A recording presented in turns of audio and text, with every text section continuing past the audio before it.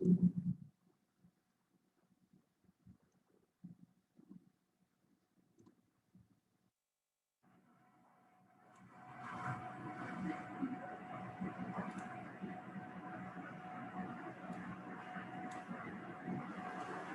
बिस्मिल्लाहिर्रहमानिर्रहीम स्टूडेंट्स। आज के सेशन में जो कि सेकंड सेशन है हमारा, मैं आप लोगों को वेलकम करता हूँ। और इस सेशन में हम ऑर्थोग्राफिक प्रोजेक्शन के जो बुनियादी मालूमात और बुनियादी कंसेप्ट्स हैं उनकी बात करेंगे।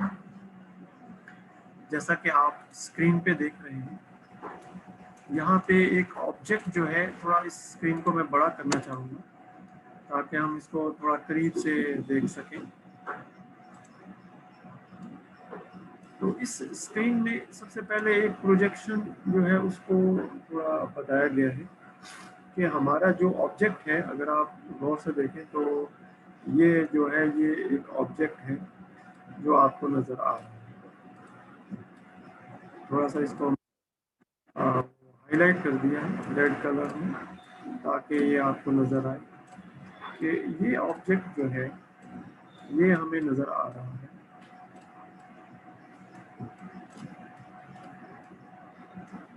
और इस ऑब्जेक्ट को अगर हम फ्रंट से देखेंगे, यानी इस डायरेक्शन से अगर हम देखेंगे इसे, और अगर हम इसको एक ऐसी जगह से देख रहे हैं जो कि काफ़ी दूर है और जहाँ से जो लाइट की जो लाइट वेव्स या जिनको हम रेज कहते हैं, जो रेज हैं वो ऑलमोस्ट पैरेलल हैं, तो एक पीछे अगर हम एक अज्यूम करें कि एक बोर्ड है, तो उस बोर्ड के ऊपर इसका एक प्रोजेक्शन बनेगी। इस प्रोजेक्शन को अगर हम सामने से देखें तो ये वर्टिकल प्रोजेक्शन लिखा हुआ है और इसमें एक इस ऑब्जेक्ट की हाइट आ जाएगी, एक इस ऑब्जेक्ट की विड्थ आ जाएगी, और ये जो 3D ऑब्जेक्ट है इसका एक 2D व्यू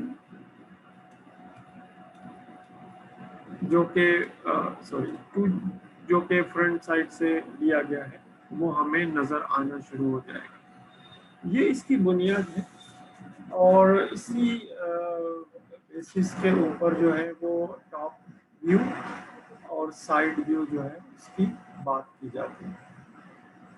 थोड़ा इस चीज़ को एक और डायग्राम से समझते हैं। मैं कुछ पेजेस को स्किप करना चाहूँगा ताकि मैं उस डायग्राम के ऊपर ले जाऊँ आपको, और उस डायग्राम की मदद से हम थोड़ी मज़ीद अच्छे अंदाज में इन चीज़ वो समझ पाएंगे। तो थोड़ा सा मुझे आगे जाना पड़ेगा।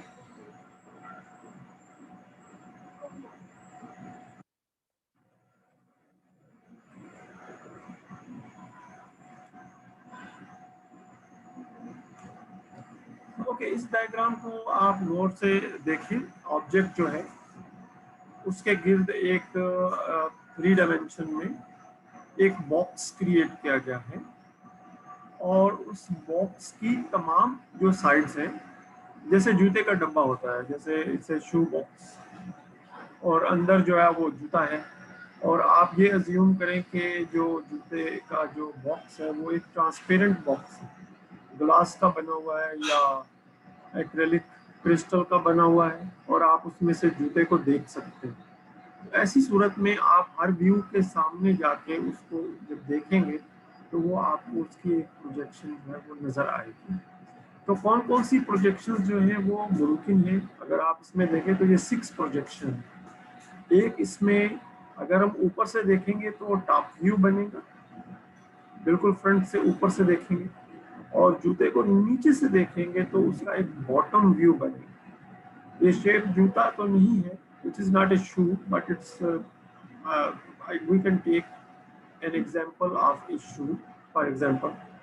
और इसी तरीके से इसकी एक अगर हम इस डायरेक्शन से देखेंगे तो जो स्क्रीन है हमारी, इस डायरेक्शन से अगर हम देखेंगे तो इसका जो सामने वाला हिस्सा है, यानी अगर हम यहाँ एक बल्ब रोशन कर देते हैं तो उसका पीछे शेड नजर आएगा।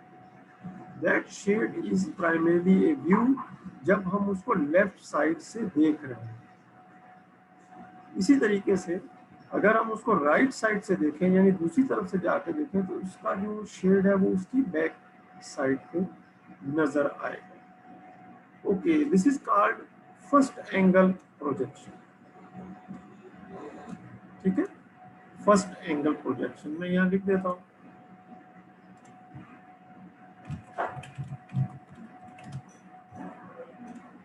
इसी तरीके से एक चीज कहलाती है third angle projection. First angle और थर्ड एंगल में व्यूज सेम ही बनते हैं, फर्क सिर्फ ये होता है कि जो चीज दिखती है वो बनाई जाती है फ्रंट से। इसमें फर्क सिर्फ और सिर्फ ये देखें कि जो इसका फ्रंट व्यू है वो इसके इस तरफ है, इसके सामने है, और इसका जो बैक व्यू है वो इस तरीके से बना हुआ है, ताकि एक जो कंफ्यूजन पैदा होती है कि हम इसको सामने से देखेंगे तो इसका बैक साइड में बनेगा, उसको ख़त्म कर लिया जाए, ताकि जो हम सामने से देख रहे हैं हम उसी को बना लेंगे 2D में, इस तरफ से जो देख रहे हैं उसको 2D में बना लेंगे, बजाय ये कि उसकी प्रोजेक्शन लेने, यानी उसका शेडो लेने की बजाय जो हमें सामने से नजर आएगा वो हम उसको बना लेंगे। इसको थोड़ा सा इस अंदाज में समझिए। थोड़ा सा मैं आपको इस अंदाज में समझाता हूँ जो कि ज़्यादा अच्छे अंदाज में समझ में आएगा। अगर हम कंसिडर करें कि हमारे पास एक ऑब्जेक्ट है, let's say we have an object,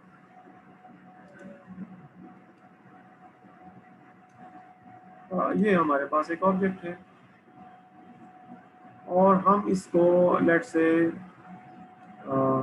ये ऑब्जेक्ट थोड़ा बड़ा बन गया है, लेकिन एनी हाउ लेट्स से हम इसको यहाँ से देख रहे हैं।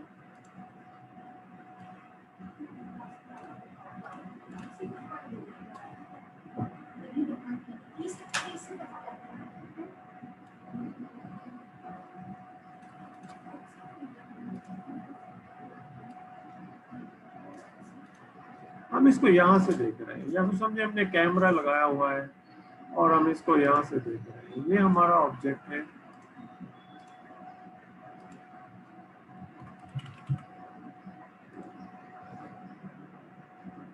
ओके, जब हम इस ऑब्जेक्ट को देखते हैं तो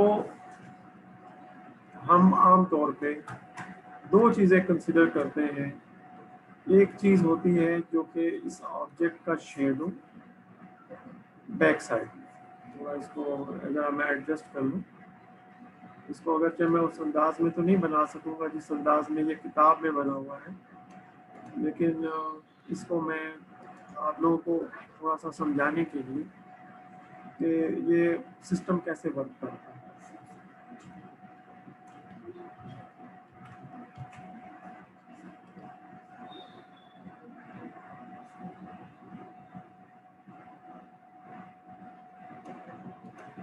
ठीक है, अब इसके ये जो बैक, ये हमने यहाँ पे एक जो समझे कि एक कैनवस है। कैनवस जो है वो आमतौर पे आपको पता होगा कि ड्राइंग बनाते हैं जो वो कैनवस यूज़ करते हैं, और इसी तरीके से क्लासरूम में आमतौर पे बोर्ड होता है। तो एक इस चीज़ का एक, अगर हम यहाँ लाइट जला दें तो, या कैमरे के साथ एक लाइट का इंतज़ाम कर दें, तो ऑब्जेक्ट का एक शेड जो है कैनवस के ऊपर बन जाए। दूसरा एक ये शेड तो उसकी बैक साइड में बनेगा, एक हम इसको सामने से भी देख रहे होंगे, और एक लेट से ये फ्रंट है।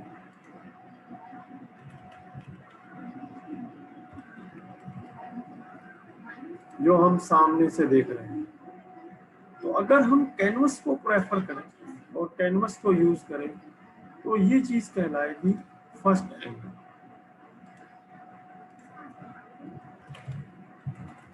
और जब शुरू में इस चीज को समझा गया तो ज्यादातर शेडो की मदद से समझा गया, लेकिन बाद में जो है जब जैसे जैसे साइंस में तरक्की हुई, नई चीज़ें भी आई, तो और मुख्तलिफ जगहों पे डेवलपमेंट हुई, तो किसी ने फर्स्ट एंगल को प्रेफर किया, किसी ने थर्ड एंगल को प्रेफर किया, और साथ साथ इसका तल्लक जो है वो ज्योमेट्री से भी है। तो ये जो हमारा ग्राफ होता है उसमें जो क्वाड्रेंट, उसमें इसको बनाते हैं और इसको क्वाड्रेंट 3 में बनाते हैं, क्वाड्रेंट 3 में बनाते हैं ग्राफ के अंदर। खैर, हम इन चीज़ों से थोड़ा सा खुद को निकल आते हैं और हम ये है फर्स्ट एंगल को फोकस करते हैं।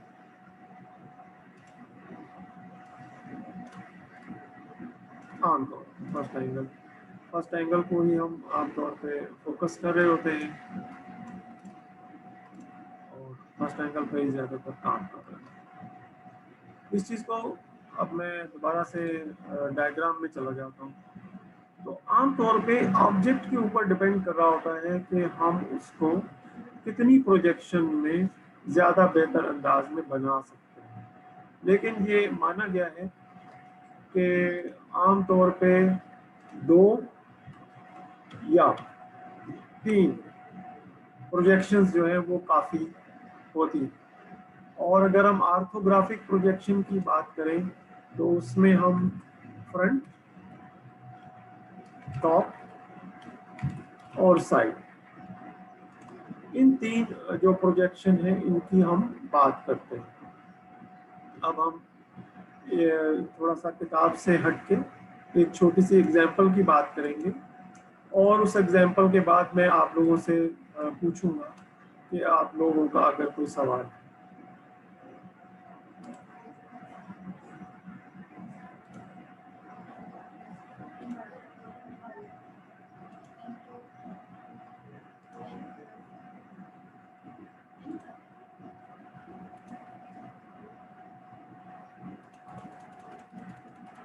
थोड़ा मैं इसको एडजस्ट करना चाहूँगा स्क्रीन को।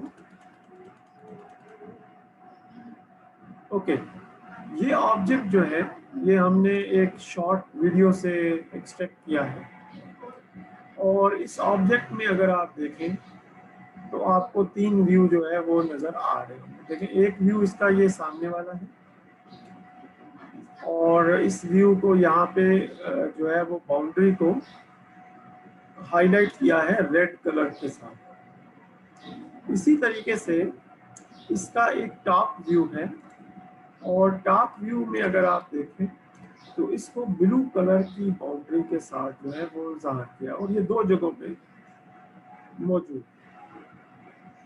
इसके बाद इसका जो साइड व्यू है उसको ग्रीन कलर के साथ, ये साइड व्यू है, साइड व्यू को यहाँ पे ग्रीन कलर के साथ जो है उसकी बाउंड्री को शो किया है।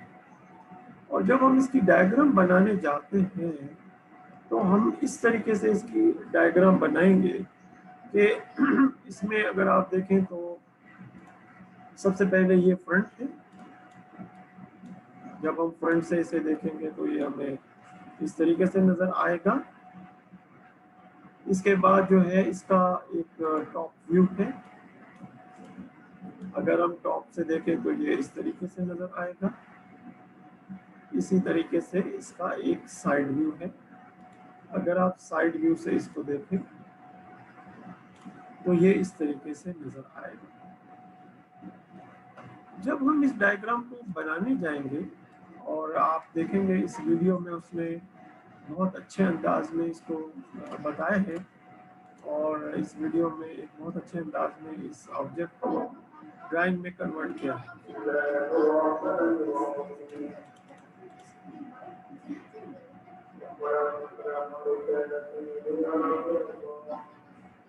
ओके,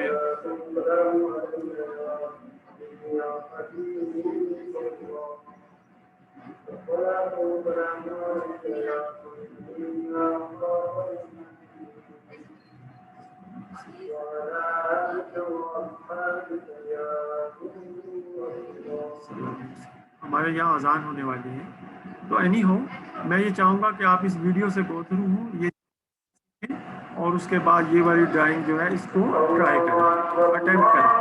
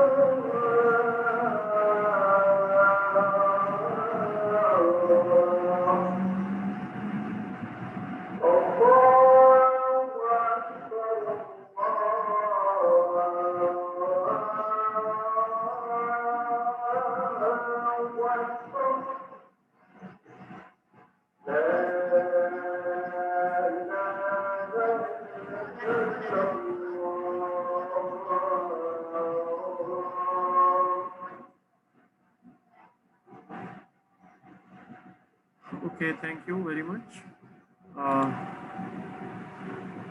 तो हम इस वीडियो को देखने के बाद इस डायग्राम को, ये जो हमें फिगर 2.1 में किताब में दिया गया है, इसको बनाएंगे इंशाल्लाह, और इस टास्क को जो है वो हम as a project task number 2 जो है वो जमा करवाएंगे। तो अगर हम इस डायग्राम को, मैंने थोड़ी देर पहले एक यहाँ से यहाँ पे भी बनाया था।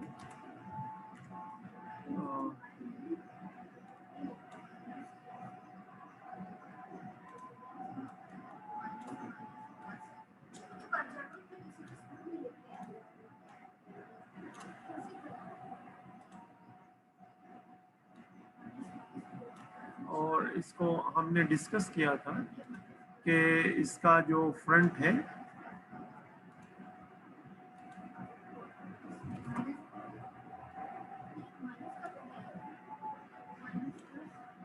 और इसका जो टॉप है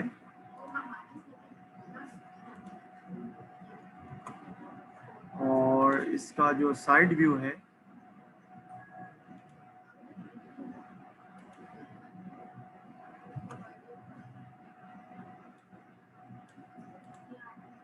उसकी मदद से जो है वो कैसे, अच्छा इसमें आपके पास एक ऑप्शन है, अगर आप चाहे तो फ्रंट और जो साइड व्यू है इसको आप अल्टरनेट कर सकते हैं, इसको आप स्वैप कर सकते हैं, ताकि आपका जो डायग्राम है जो किताब में उन्होंने बनाया है, बताया है, वैसा बन जाए।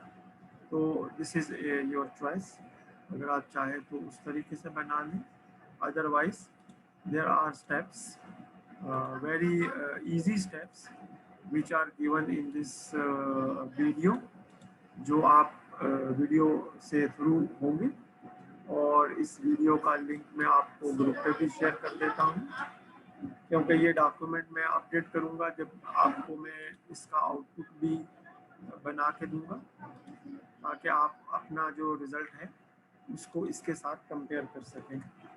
तो इसमें हमारी अच्छी इंशाअल्लाह लर्निंग होगी। तो इसके साथ ही हमारा जो आज का सेशन कंप्लीट होता है। मैं स्टूडेंट से चाहूँगा कि बेटा आप लोगों के अगर कुछ क्वेश्चन हैं तो आप पूछ लीजिए।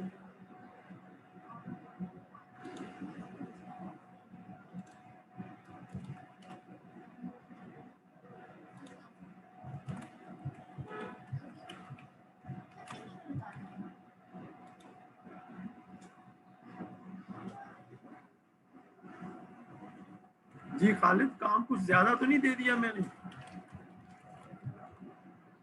नो सर, कर लेंगे इंशाल्लाह। मैं ये चाहता हूँ कि आप ग्रुप की सूरत में कर लें, और उसमें ये होगा कि एक अच्छा, आप लोगों को एक अच्छा मिल जाएगा टाइम।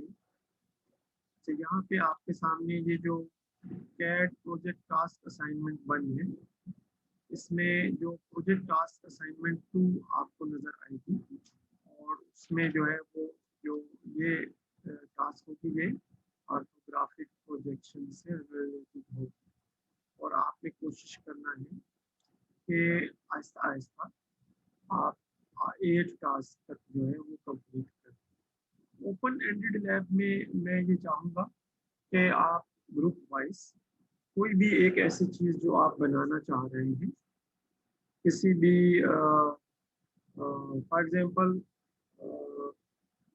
आपके पास ब्रेड बोर्ड है, आपके पास कोई सर्किट बोर्ड है, या आपके पास कोई भी ऐसा सिंपल ऑब्जेक्ट है जिसको आप बनाना चाहें, ट्रांजिस्टर बनाना चाहें, कोई मेडिकल डिवाइस का जो है वो जो केसिंग है वो बनाना चाहें, और इसमें बहुत सारे आइडियाज़ हैं। 2D में आपने ड्राइंग बनानी है, कोशिश करें कि जो ये वाली आपकी ओपन एंडेड असाइनमेंट है, ये थोड़ी सी 20 लाइन्स के दरमियान तकरीबन आप इसका जो कमांड्स हैं 20 लाइन के आसपास है, ये ज़्यादा मुनासिब होगा, क्योंकि 10 लाइनों से ज़्यादा का जो है वो टास्क 7 तक हम कर चुके हैं। तो ये एक छोटी सी गाइडलाइन है, इससे ज़्यादा नहीं है। तो यहाँ पे एक आपको एक प्रोजेक्ट टास्क 2 आ जाएगी, और वो जो है वो आर्थोग्राफिक प्रोजेक्शन की होगी। तो इस तरीके से फिर हमारा सिर्फ एक ही टॉपिक बचेगा, और जो कि प्रोजेक्ट असाइनमेंट होगी वो आइसोमेट्रिक प्रोजेक्ट प्रोजेक्शन जो है चैप्टर 17 से लेंगे। हम कोशिश कर लेंगे तो उसको भी कंप्लीट कर लें। फिर आपका एक छोटा सा सेमेस्टर प्रोजेक्ट होगा इंशाल्लाह, और उसमें मैं आपको कुछ चॉइसेस दूंगा, ताकि आप जो है एक स्मॉल सा प्रोजेक्ट जो है, जो कि आपके फाइनल ईयर प्रोजेक्ट से, जब आप फाइनल ईयर प्रोजेक्ट करेंगे उसके साथ थोड़ा सा उसका कनेक्शन हो, ताकि जब आप फाइनल ईयर प्रोजेक्ट पे काम कर रहे हो तो आप ड्राइंग के लिए और अपने सिस्टम की एक अच्छी अंडरस्टैंडिंग के लिए ऑटो कैड को यूज कर सके, यानी कम से कम आपके पास AutoCAD is a one of the choice to use to make a drawing for your final year project. ये मेरा ऑब्जेक्टिव है। जी बेटा, अब आप लोगों का कोई सवाल है तो आप पूछ सकते हैं। We are about to conclude the session.